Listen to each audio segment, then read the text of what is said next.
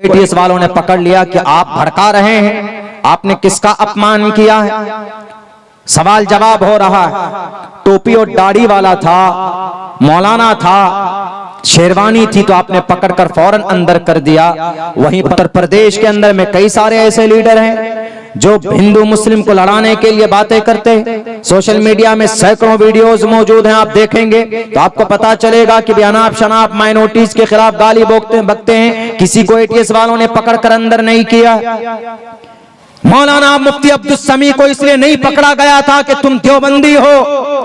मौलाना कलीमुद्दीन सिद्दीकी को इसलिए नहीं पकड़ा गया था कि भाई आप नदवी हैं, आप देवबंदी हैं।